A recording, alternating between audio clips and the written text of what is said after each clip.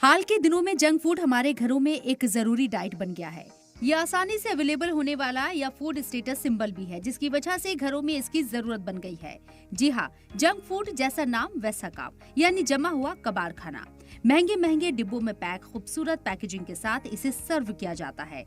लेकिन क्या आपने कभी सोचा है कि पैक्ड जंक फूड बनाने वाली कंपनियां दिलकश और मुगालता पैदा करने वाली मार्केटिंग के दम पर ऐसा जाल बिछाती हैं कि उसमें बच्चे आसानी से फंस जाते हैं और अपने जिस्म को जंक फूड का डस्टबिन बना देते हैं।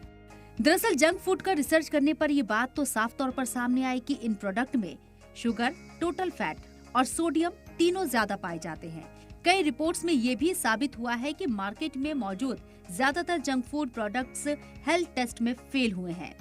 लेकिन इसके बावजूद इन प्रोडक्ट्स की डिमांड और सप्लाई दोनों तेजी से बढ़ रही है। एक स्टडी में ये भी पाया गया है कि घटिया क्वालिटी के जंक फूड से कैंसर का खतरा बढ़ जाता है।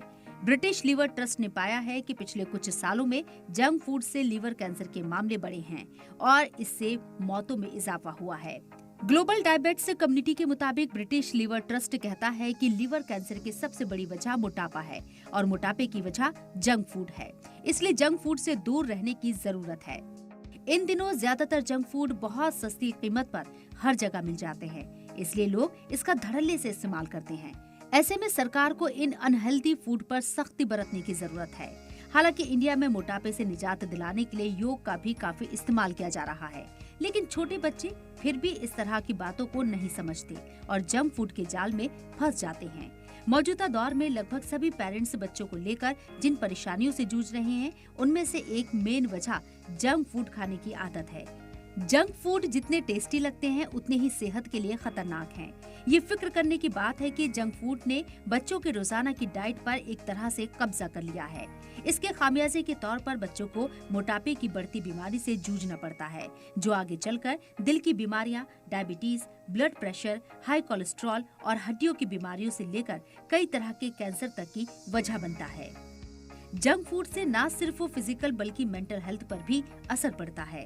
बच्चों में सुस्ती आती है और मोबाइल की लत लग जाती है।